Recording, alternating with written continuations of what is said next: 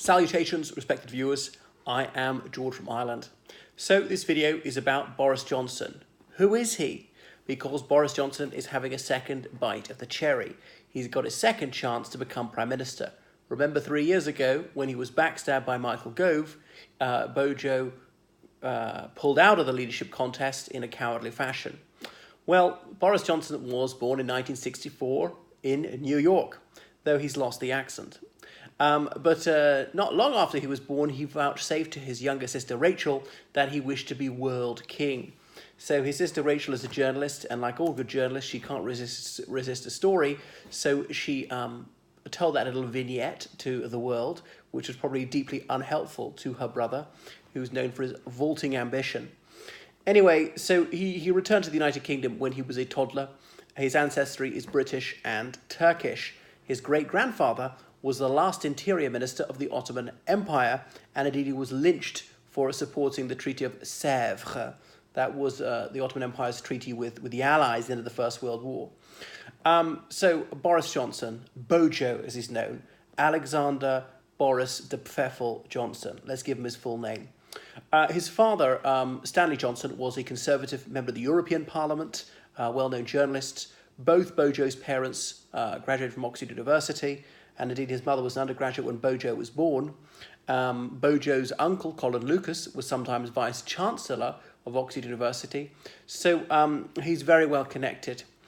He went to the British School in Brussels, and later he won a King's Scholarship to Eton. And there he was in POP. POP is this elite society for popular Eton boys. They wear these bright coloured waistcoats, and that's it. He was very good at classics. He went on to Balliol College, Oxford. Balliol being one of the most celebrated colleges at Oxford University. There, Bojo read classics, which means Latin and ancient Greek. But his real ambition was to be president of the Oxford Union. The Oxford Union being the debating society of Oxford University. Now, this was the mid-80s, and the SDP was very popular. The Social Democratic Party doesn't exist anymore. It's now part of the Liberal Democrats. So Bojo was perhaps in some senses a Tory, not really into partisan politics, but the SDP was the height of fashion at Oxford, so he joined the SDP. So you can see he obviously is a complete showboater, and that helped him get elected to president of the Oxford Union. So he wanted to sort out his private life before he left. He's part of the Bullingdon Club, which was this upper-class dining societies, boys only. They'd wear a white tie. Now, even when I was there, and this is 20 years ago, the rig they wore cost about £1,500, and they'd go and have these 5-course dinners with lashings of wine. So these Lou Cullen feasts, I don't know how much such a banquet cost. Its reputation is much overblown. You may have seen the film The Riot Club, which is a heavily fictionalized version of it. People saying they smash up country house hotels, which I'm sure is bull. Which hotel? Where did they ever do this? Who saw it? So yes, they do have these blowout dinners, and they're very self-indulgent, and they may be snorting some of Colombia's only export, but they don't smash up hotels, despite what people say. So people saying, oh, they would spit champagne on beggars and things like that, and go in for the most obnoxious upper-class behaviour, even though Bojo wasn't really upper-class. And he was arrested as part of their antics, as he recalled in one of his columns. And, of course, when they're arrested at 2 o'clock in the morning, they thought this was hilarious and were very proud of themselves being so macho. When they sobered up about noon, and they were still in their evening dress, they began to think it wasn't so funny, nursing hangovers. Thought they're going to be charged with this or that. Anyway, they were eventually released without charge. So to sort out his private life, he married this it girl, Allegra Mostyn Owen, just after he graduated. He went to London. He decided to be a management consultant for one day. As he said, he couldn't look at these bar graphs of economic growth and stay conscious. So journalism was to be. He went to Birmingham, worked for the Birmingham Mail, this newspaper, for a year. And then got his big break joining the Daily Telegraph under Max Hastings, later going to Brussels as their European Union correspondent. Now, in his columns, he would dish up what his readership in the home counties wanted to know. These bourgeois Tory readers liked him sneering at the European project. But to the other journalists, he'd be saying how splendid it was, and obviously it was wonderful there was this cooperation, and the UK needed to be in it. He then married Marina Wheeler, this left-wing barrister who's half Sikh, and he'd known her since his school days in Brussels, and they've had 4 children subsequently. So that was that. A notorious incident in the early 90s was Darius Guppy. You should read his autobiography, Roll the Dice. Guppy had been at Eton with Bojo, and indeed with Lord Spencer, as in Princess Diana's brother. So Darius Guppy, he was annoyed about Lloyd's of London, so he and his mate hatched a scheme to go to New York, stage a robbery, and claim the diamond on an insurance, but actually still have the diamond and sell it elsewhere. But unfortunately, their scam unraveled when their false robber, the guy they paid to pretend to rob them, he fessed up to the police over something else. Anyway, Guppy went down for it, went to jail for a few years. But Darius Guppy was deeply irritated that certain journalists was printing disobliging things about him. So Darius Guppy phoned up Boris Johnson, and notoriously Bojo said, well, you want to beat this guy up, you want his address, because Guppy was asking. And Bojo said, well, how badly is he going to be hurt? Saying, not very badly, a few cuts, a few bruises, he won't be hospitalised. So Bojo then did hand over this journalist's address, being complicit in a beating up. I can't remember who it was. It was recorded, and you can listen to it on YouTube. I don't know who recorded it, actually. So Bojo, when he's saying, oh, we mustn't stand for violence, so we must crack down law and order, this is obviously pots calling kettles black. Later became editor of The Spectator at the early age of 34. And he promised the proprietor, Lord Conrad Black of Cross Harbour, that he would not stand for Parliament this time. Obviously, Bojo reneged on that. Michael Heseltine stood down from Parliament, and Bojo was selected to stand for Henley, a safe Conservative seat. Heseltine being an arch Europhile, by this stage, Bojo was posing as a Eurosceptic, because that way his star would rise at the Tory party.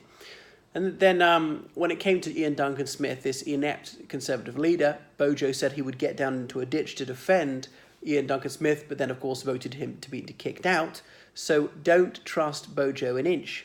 There are other things. In Spectator magazine, there was a column in it which said that Liverpudlians were so self-pitying. Why were they crying into their beer about the murder of Ken Bigley in Iraq? Why do they feel so sorry for themselves about the Sheffield Stadium disaster? And on and on. It actually was written by Simon Heffer. But anyway, the people of Liverpool were incensed. So Michael Heseltine, then Conservative Party leader, he sent Bojo to Liverpool to go on a grovelling tour of apology. He's done all sorts of inept things. I can't remember what he's saying about the people of New Guinea going for chief killing and cannibalism. So he's added that to his worldwide itinerary of apology, and subsequently said the people of Papua New Guinea no doubt live the lives of most blameless bourgeois domesticity. So he has got foot in mouth. And when he became editor of The Spectator, someone famously said, it's like putting a chimp in charge of a Ming vase. And then Bojo then did his best chimp impression, or whatever. So as about this time, 2004, the press got a hold of the fact that he was having an extramarital liaison with Petronella Wyatt, which he said was a pyramid of inverted piffle. And it came to light that in fact he was lying through his teeth. So he was sacked by Michael Howard. He was Tory arts spokesman at the time. And indeed, Bojo succeeded in impregnating Petronella Wyatt. Well, that baby never saw the light of day. Miss Wyatt had an abortion, and her mother told the whole story to the press. Nice. And by the way, Boris Johnson, he also had an affair with the journalist Anne McElvoy in about 2002, even though she was also married at the time. But that's never come out. And when he stood for Mayor of London in 2008, there was a public session where she was the interviewer. I felt like going along and revealing that, but there we are. So he was elected in 2008, Mayor of London, thought to be more of a Labour city. So it was a triumph for the Conservatives, and obviously it was a difficult time for the Labour government. He defeated two-time London Mayor Ken Livingstone, so it was a triumph. And he was obviously mayor during the Olympics, so that was another time to showcase his prowess. And he famously got stuck on some high wire line. So he is hilarious. He's a rumbustious character. He's a great wit. He's incredibly creative. He is blessed with a lot of low cunning. He is utterly unscrupulous. This man has no ethics whatsoever. He has one principle, and that is Boris Johnson. So don't believe him. He's a complete backstabber. He writes these very fast-paced and engaging columns and books and things about Churchill.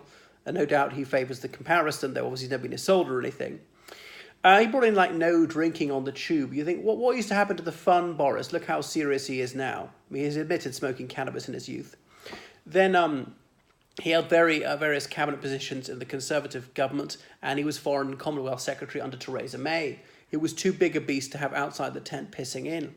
But famously, he resigned over Brexit last summer, saying the dream is dying, that he feels that there's not going to be a proper Brexit, that Theresa May has crossed her red lines, which she has. But it was possibly an attempt to destabilise her. If he could sink her, then the top job would become available again, and he's always had his eye on number 10 Downing Street. He hankers after being First Lord of the Treasury, and his time has come. So presumably he calculated last summer this would give him a better shot of being the Prime Minister. But a lot of the Conservative Party don't like him. They recognise him as the egomaniac he is. He's completely self-serving. He is utterly unreliable. He's completely disloyal, and that's that. As others have said, he is a jobbing actor capable of playing any character except himself. And he has this studied persona of bumbling. He's like a sort of a chubby Bertie Wooster. So will he get the top job? I think not, because remember, the Conservative MPs, they have to vote and whittle it down to 2 candidates. There are at least 5 in the field already, and that's put to the ordinary members of the party. So the ordinary members of the party adore him. He's got name recognition. He's a barrel of laughs. So, but he won't get that far because, as I say, the others dislike him. They recognise he's a glory boy, and there's no telling what he might do to enhance his own career. And his time has come. The public have got a little bit bored with him. He was seen that he had a star quality, and the Conservatives were very happy that he won the mayoralty of London and so on. But no longer. And a lot of Remainers were hacked off that he turned out to be a leaver. He'd been playing to the Eurosceptic gallery for years. At the last possible moment, he joined the Leave side. He'd written 2 columns for and against, but that was sensible to weigh out the pro and the contra. And the last minute, he phoned Cameron and said, right, I'm about to give a press conference. I'm going to campaign for Leave, as he was entitled to do, because collective cabinet responsibility was suspended on that issue in 2016. On that issue only, it's only the 3rd time in British history that's happened. The other time was 1975, the EEC referendum, and the other time was the 1820s over Catholic emancipation. So, as I say, Bojo won't get it, but it's much too early to write his political obituary. The new Prime Minister, whoever it might be, is likely to bring him back into the Cabinet just because he could be such a thorn on the side if he's out there bad-mouthing you. If he's inside the Cabinet, there's collective Cabinet responsibility, he could always be sacked, which he doesn't want. On the other hand, Prime Minister would be faintly afraid of sacking him because he could do so much to undermine you if he's outside the Cabinet. So that is Boris Johnson. He's so wonderful. He adds so much to the gaiety of the nation. He's a man of the most exceptional gifts. He's certainly not reticent. So we should be hearing about him for many more years, but not as Prime Minister.